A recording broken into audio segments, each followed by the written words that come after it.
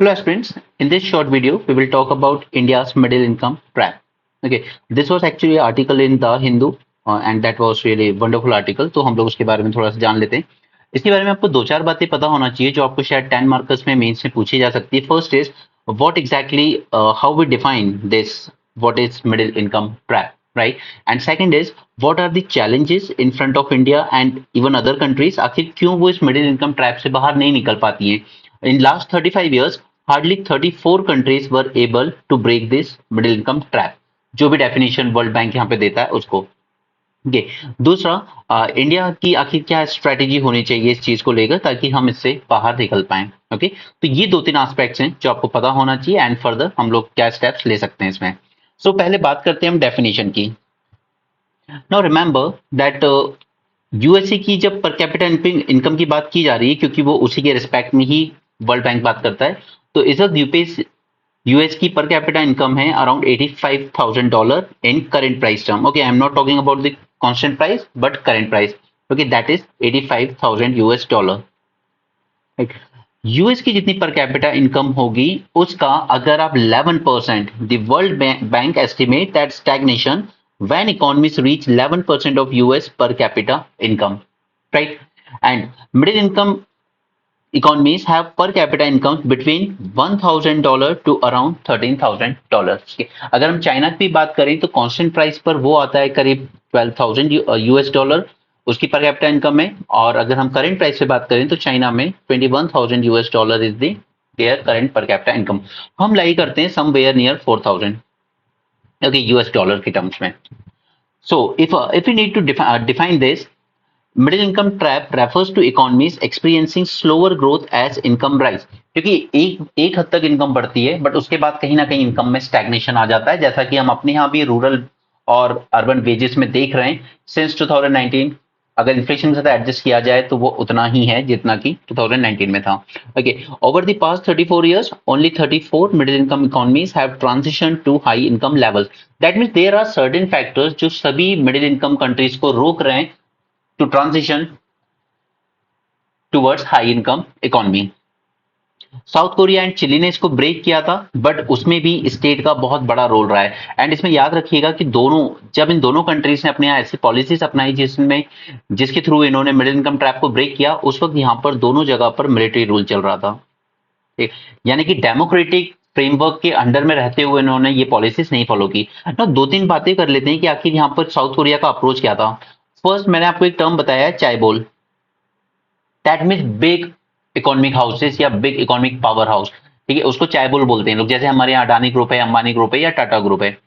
ऐसे बड़े बड़े कॉर्पोरेट हाउसेस को इन्होंने प्रमोट किया था कि आप फॉलो कीजिए एक्सपोर्ट लेड ग्रोथ. गवर्नमेंट आपको सपोर्ट करेगी अगर आप फॉरेन का मार्केट कैप्चर करते हो, यानी कि आपके प्रोडक्ट्स फॉरेन मार्केट कैप्चर करते हैं. यू रिमेंबर कुछ साल पहले इंडिया का पूरा mobile phone market around as high as 85% Samsung के पास था. ठीक है, फिर चाइनीज कंपनीज आई, वीवो, ओप्पो और एप्पल आया, इन सब ने इसको डिस्प्लेस किया. ठीक है, बट ये एक्सपोर्ट लेड ग्रोथ का मॉडल स्टेट स्पॉन्सर्ड था, जैसे चाइना करता है आज. स्टेट सपोर्ट करता है प्राइवेट एंटरप्राइजेस को कि आप फॉरेन में अगर अपने प्रोडक्ट सेल कर रहे हो तो हम आपको इंसेंटिव देंगे, डोमेस्टिक मार्केट में मत, आप फॉरेन मार्केट कैप्चर कीजिए.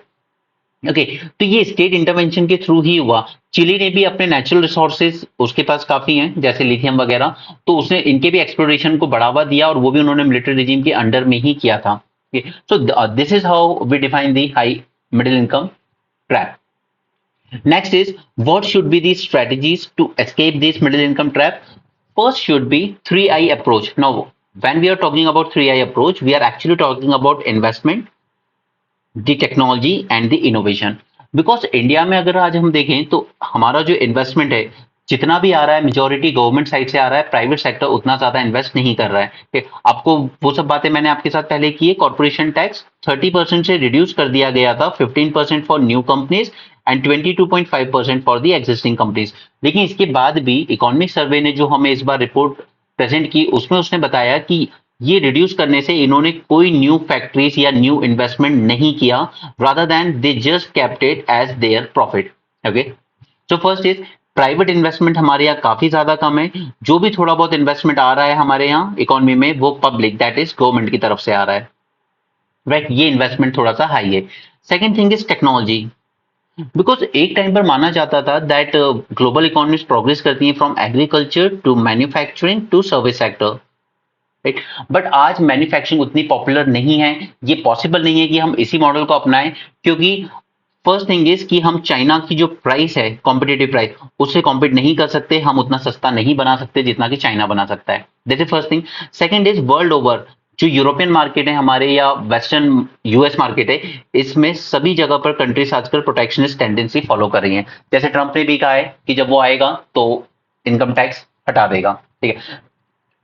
यूएस ने भी अपने यहाँ पर जो कॉर्पोरेट टैक्स था उसको कम किया ताकि इंडस्ट्रीज चाइना में जाके मैन्युफैक्चरिंग ना करें बल्कि यूएसए में ही मैन्युफैक्चरिंग करें, ठीक है। सभी लोग इंपोर्ट कम करने की कोशिश कर रहे हैं और अपने खुद के एक्सपोर्ट्स प्रमोट करने की कोशिश कर रहे हैं, या फिर एटलीस्ट अपनी इंपोर्ट डिपेंडेंसी को कम से कम करने की कोशिश कर रहे हैं। और तीसरा, ग्लोबल फैक्टर्स। ग्लोबल फैक्टर्स यानी कि इन्फ्लेशन, क्योंकि जब इन्फ्लेशन ज्यादा होगा तो इकोनॉमी में डिमांड कम होगी। जैसे यूएसए में इन्फ्लेशन ज्यादा है, यूरोपियन यूनियन में ज्यादा है, तो इन तीन फैक्टर्स की वजह से हम एक्सपोर्ट लेड मॉडल फॉलो नहीं कर सकते। अब उसकी एक लिमिटेशन है, चाहे वो साउथ कोरिया के लिए सक्सेसफुल रहा हो, चाइना के लिए सक्सेसफुल रहा हो, बट इस वक्त जितना जो कि ग्लोबल सिनेरियो बना हुआ है उसमें एक्सपोर्ट लेड मॉडल इंडिया को उतने डिविडेंड नहीं दे सकता। और वैसे भी सबसे बड़ा मार्केट हमारे पास है, तो इंडिया के पास बेटर चांस है कि वो अपने डोमेस्टिक कंजम्पशन के लिए अगर प्रोडक्ट बनाएगा तो ज्यादा बेनिफिशियल होगा। Okay. Third thing is innovation. No, product जितने इनोवेटिव होंगे उतना बेटर होगा। फॉर एग्जाम्पल, जब हमने बात की 3D प्रिंटिंग की, तो 3D प्रिंटिंग का एक एग्जाम्पल याद रखिएगा, बैंगलोर में एक पोस्ट ऑफिस बना के हमने दिखाया 3D प्रिंटिंग के थ्रू काफी कम टाइम में बन सकता है as compare to normal construction. Okay, 3D printing के थ्रू ही हमने एक प्रॉपर, हमारे एक स्टार्टअप ने रॉकेट बना के दिखाया, राइट। तो ये एग्जांपल्स हैं। गेमिंग के लिए हमने एक प्रॉपर पॉलिसी लेके आए, हम गेमिंग इंडस्ट्री को बार बार पीएम मोदी जी भी प्रमोट करते थे, वर्चुअल रियलिटी, ऑगमेंटेड रियलिटी, ठीक है। ई कॉमर्स, क्यू कॉमर्स के टाइम लेक्चर जब किया था तब मैंने आपको बताया था कि हम आजकल प्रेडिक्टिव एनालिसिस की बात कर रहे हैं, ठीक है, हम आईओटी की बात कर रहे हैं, right? तो ये सब जो इनोवेशन है, ये तीन फैक्टर जिसे 3I अप्रोच कह रहे हैं, ये बहुत इंपॉर्टेंट होगा if India want to break this middle income trap. Next is state intervention. ना, पिछले कुछ सालों से हमारी, स्पेशली मोदी गवर्नमेंट आने के बाद से, इंडिया की पॉलिसी ये रही है कि स्टेट कम से कम इंटरवीन करे मार्केट में। बट द थिंग इज कि साउथ कोरिया की सक्सेस देखें हम या चाइना की देखें, स्टेट इंटरवेंशन जरूरी है।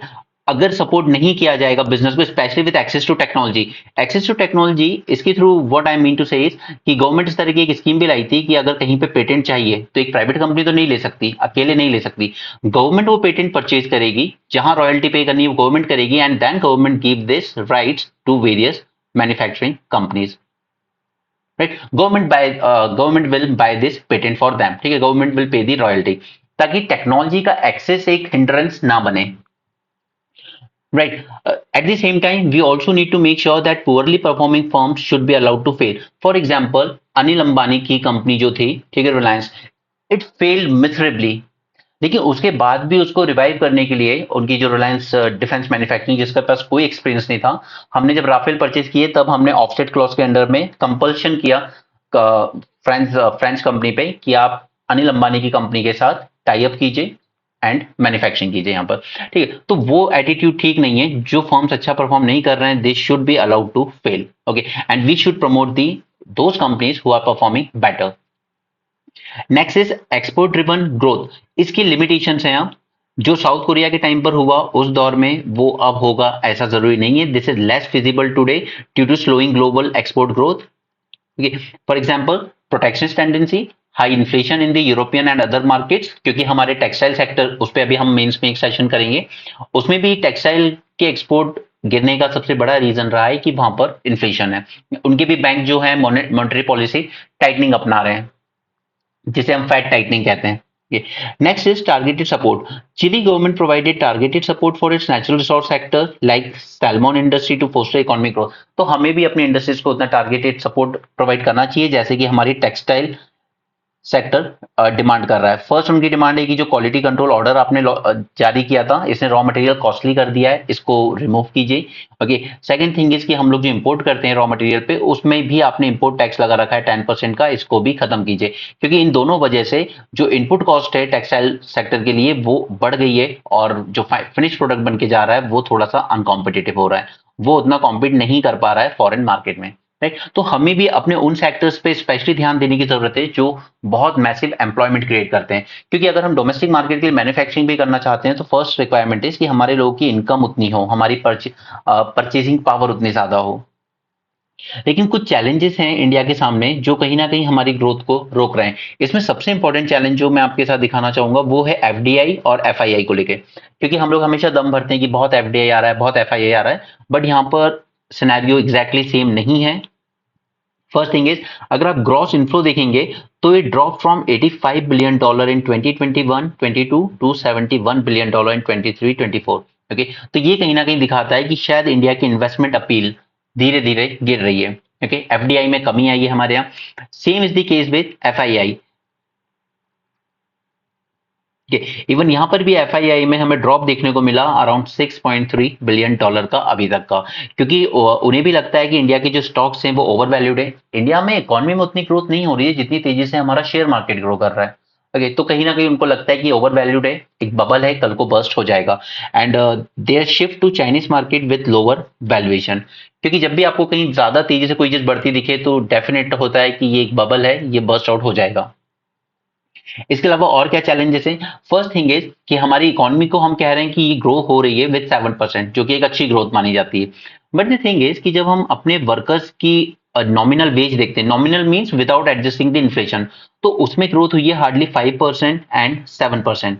अगर हम इसको इन्फ्लेशन के साथ एडजस्ट कर दें, जो कि अराउंड 5% रहता है इन्फ्लेशन नॉर्मली, ठीक है, तो आप देखेंगे कि यहाँ पर वेज जो है हमारे वर्कर्स के वो पूरी तरीके से स्टैग्नेंट रहे हैं सिंस 2019। इनकम लोगों की नहीं बढ़ी है बिल्कुल। ओके, सो अगर इकोनॉमी ग्रो भी कर रही है लेकिन लोगों की इनकम नहीं बढ़ रही है तो अल्टीमेटली क्या होगा कि कंजम्पशन की डिमांड नहीं आएगी मार्केट से, और कंजम्पशन की अगर डिमांड नहीं आएगी तो फिर दूसरी कंपनीज जो है वो प्रोडक्शन भी किसके लिए करेंगी? मार्केट में डिमांड जरूरी है, और डिमांड तभी आएगी जब लोगों के हाथों में वेज होंगे। Next is manufacturing has stagnate. Gross value addition अगर हम देखें मैन्युफैक्चरिंग में, तो हमने गोल रखा था एक टाइम पर कि हमें 25% शेयर बढ़ाना है इसका, जो कि अराउंड 14 to 16 के आसपास था। ठीक, और वो आज भी उतना ही है 10 साल बाद भी। मोदी सरकार जब आई थी उसने कहा था हम इसको बढ़ाकर 16% से 25% ले जाएंगे, बट वो आज भी 16% पर ही पड़ा हुआ है। ओके, सो मैन्युफैक्चरिंग हमारी पूरी तरीके से स्टैग्नेट हो चुकी है, कोई न्यू एम्प्लॉयमेंट भी उसमें क्रिएट नहीं हो रहे हैं। और उसके अलावा पहले लोग जो है सोचते थे कि एग्रीकल्चर से निकल के हम मैन्युफैक्चरिंग जॉब सेक्टर में जाएंगे, बट कोविड आने के बाद अगर देखें तो उल्टा हुआ है, एक रिवर्स स्ट्रक्चरल ट्रांसफॉर्मेशन हो रहा है, लोग वापस से एग्रीकल्चर में जाने को मजबूर हो गए हैं। Power of billionaires. नाउ इसका एक सबसे बड़ा एग्जांपल तो मैंने आपको जिंदाल ग्रुप का दिया, जिसने किस तरीके से क्वालिटी कंट्रोल ऑर्डर गवर्नमेंट के थ्रू इशू कराया, एंड टेक्सटाइल में जो रॉ मटेरियल होता है उसमें आज 96% मोनोपोली एक अकेली कंपनी के पास है। ठीक है, तो ये माना जाता है कि इंडिया का जो वेल्दी बिजनेस एलिट ग्रुप है it is close to the state, यानी कि गवर्नमेंट। ओके, और उन्हीं के कहने पे उन्होंने कॉर्पोरेट टैक्स कट भी कर दिया, पब्लिक को दिखाया कि इसके थ्रू इन्वेस्टमेंट आएंगे, जॉब्स क्रिएट होंगे, न्यू फैक्ट्रीज लगेंगी, but they are not investing at all. Okay, तो ये अल्टीमेटली हमारी ग्रोथ को और ज्यादा स्लो कर रही है। एक और एग्जाम्पल है स्टेट और कॉर्पोरेट की नेक्सस का, जो मैं आपको बार बार न्यूज एनालिसिस में बोलता हूँ। 49,500 करोड़ का लोन लेता है रिलायंस ग्रुप, लेकिन उसके बाद सिर्फ 450 करोड़ देकर बाकी का राइट ऑफ करवा लेता है। Okay, global export challenges. Now export opportunities are limited due to global protectionism. लगभग हर कंट्री में there is lower demand in develop economies due to monetary tightening. Okay, तो ये इंडिया के एक्सपोर्ट लेड ग्रोथ प्रोस्पेक्ट्स को कहीं ना कहीं रिड्यूस करता है। हम चाहे जितनी भी पीएलआई स्कीम चला लें, बट फॉरेन का अगर हम मार्केट की बात कर रहे हैं तो उतना ज्यादा ग्रोथ देखने को हमें नहीं मिलेगा। हमें टेलर मेड प्रोडक्ट्स बनाने होंगे अपनी खुद की मार्केट के लिए। Next is premature deindustrialisation. क्योंकि मैन्युफैक्चरिंग में उतना ज्यादा ग्रोथ नहीं देखने को मिल रहा है, बट इवन सर्विस सेक्टर में भी देर इज अनसर्टेनिटी, क्या ये भी इसको सस्टेन कर पाएगा या नहीं। अभी हमारा सर्विस सेक्टर में सरप्लस चलता है, ठीक है, गुड्स में तो डेफिसिट चलता है, बट ये सरप्लस भी कितना सस्टेनेबल है ये टाइम बताएगा, क्योंकि चैट जीपीटी और इसकी और भी एडवांस वर्जन जो आए अलग अलग लार्ज लैंग्वेज मॉडल, इन्होंने कहीं ना कहीं सर्विस सेक्टर को एक डिस्ट्रप्शन क्रिएट किया है उसमें। ओके, उसमें भी उतनी जॉब्स नहीं है। जियो से लेके आप इन्फोसिस तक देख सकते हैं, काफी रिक्रूटमेंट कम किए हैं इन कंपनीज ने। 38%, इवन आईआईटी मुंबई के ग्रेजुएट्स भी नहीं इस बार प्लेस हो पाए। So what should be the further steps जो इंडिया को लेने की जरूरत है? फर्स्ट इज इसी 3I मॉडल को फॉलो करने की जरूरत है हमें। We need to focus on investment, और इन्वेस्टमेंट आएगा जब पब्लिक के हाथ में उतनी इनकम होगी, क्योंकि इनकी एक इनकम होती है, उसके बाद ही इंसान कुछ खर्च करता है तो मार्केट में डिमांड जनरेट होती है, एंड कुछ सेविंग्स करता है जो वो अलग अलग जगह इन्वेस्ट करता है, ठीक है, चाहे वो शेयर मार्केट हो, फिक्स डिपॉजिट हो, रिकरिंग डिपॉजिट हो, या कुछ भी। ओके, जब आप LIC की भी पॉलिसी लेते हो तो LIC का यही पैसा आगे चल के इन्वेस्ट होता है गवर्नमेंट के अलग अलग प्रोजेक्ट्स में, राइट। सो इन्वेस्टमेंट में हमें फोकस करने की जरूरत है, लेकिन उसके लिए जरूरी होगी लोगों को एम्प्लॉयमेंट देना, लोगों की इनकम बढ़े। Second is infusion of global technologies. Now जो मैंने गवर्नमेंट का एग्जांपल बताया आपको कि अगर प्राइवेट सेक्टर नहीं कर सकता तो at least government should make sure कि वो पेटेंट परचेज करे एंड कंपनीज को प्रोवाइड करे, ताकि टेक्नोलॉजी एक्सेस एक हिंड्रेंस ना बने। And third is innovation, we need to innovate. Okay, as it is पहले की तरह बिजनेस नहीं चल सकता, because world is moving towards that. कल ही इलॉन मस्क ने एक ड्राइवरलेस कार अपनी लॉन्च की है। These strategies were the key to South Korea's success, where businesses innovated and adapted new technologies to drive growth. Next is adapt to global shifts. Okay. Now this is important because इस वक्त जो challenges चल रहे हैं global level पे, उसको adopt करने का हमारे पास एक ही तरीका है, that we need to make products for our own market, that is our domestic market. First thing is कि आपके पास उतनी टेक्नोलॉजी नहीं है। जैसे जब मैंने आपसे बात की थी क्रिटिकल मिनरल्स की, तो रॉ मटेरियल अगर हम एक्वायर कर भी ले कहीं से, लेकिन इनकी प्रोसेसिंग टेक्नोलॉजी जो है वो उस पर नियर मोनोपोली रखता है चाइना, ठीक है। तो we are not having that processing, तो हमें यहां इन्वेस्ट करने की जरूरत है पहले। We don't just need to acquire the raw material, but we need to develop this processing technology as well, ठीक है। तभी हम अडेप्ट कर पाएंगे ग्लोबल लेवल पर जो शिफ्ट हो रहे हैं, ठीक। क्योंकि ऑयल हमारे पास है नहीं, ठीक है, तो उसके लिए हम लोग क्या कर सकते हैं, डोमेस्टिक मार्केट में हम ऑयल फील्ड्स नहीं है हमारे पास, तो एटलीस्ट हम बायोफील्ड्स पे ज्यादा इन्वेस्ट कर सकते हैं। और हमने टारगेट भी रखा है E20 का, ताकि इंपोर्ट लेड इन्फ्लेशन ना आए हमारे पास, ठीक है। ऑयल के प्राइसेस ग्लोबल मार्केट में अगर बढ़ते हैं तो फिर अल्टीमेटली हमारी पूरी इकोनॉमी में इन्फ्लेशन देखने को मिलता है, ठीक है। ग्लोबल लेवल पर भी इन्फ्लेशन देखने को मिलता है, तो सभी कंट्रीज बायोफ्यूल्स की तरफ शिफ्ट कर रही हैं। Next is maintain democratic values. Now, we don't need to take lesson from South Korea and Chile कि उन्होंने ये करके दिखाया तो हम भी कर सकते हैं, क्योंकि उन्होंने जब किया था तो उन्होंने डेमोक्रेटिक रिजीम के दौरान नहीं किया था, उन्होंने मिलिट्री रूल के दौरान किया था, और उन्होंने लेबर मूवमेंट्स को काफी सप्रेस किया था, ठीक है। But we need to uphold our democratic principles, इसके लिए हम 4 कोड लॉस लाए हैं, लेबर लॉस, और उनको अभी तक हम इंप्लीमेंट अगर नहीं कर पाए तो उसका एक रीजन है कि हम एक डेमोक्रेटिक कल्चर में रहते हैं, और यहाँ पे जब तक लेबर यूनियन उस चीज के साथ एक्सेप्ट नहीं करेगा, उसे इंप्लीमेंट नहीं किया जा सकता forcefully. The state should intervene to promote growth, but also ensure fairness, protect workers right, and uphold the democratic ethos. Okay, now इस वीडियो को देने का मतलब ये नहीं था कि आपको यहाँ पे इसका सिर्फ कंटेंट देना था।